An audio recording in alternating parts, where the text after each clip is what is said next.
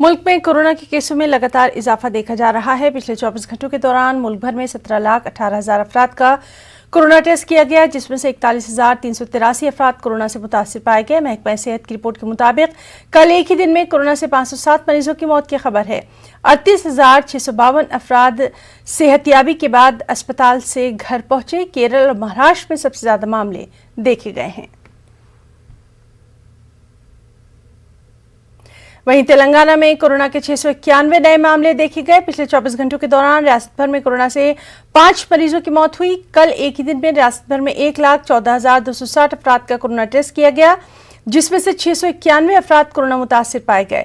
महकमा सेहत की रिपोर्ट के मुताबिक कल कुल 565 अफराद सेहतियाबी के बाद अस्पताल से डिस्चार्ज हुए। ग्रेटर हैदराबाद की हदूद में सबसे ज्यादा 85 नए मामले देखे गए।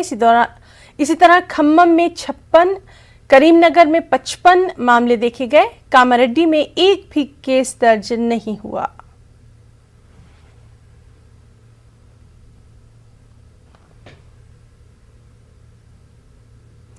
कोरोना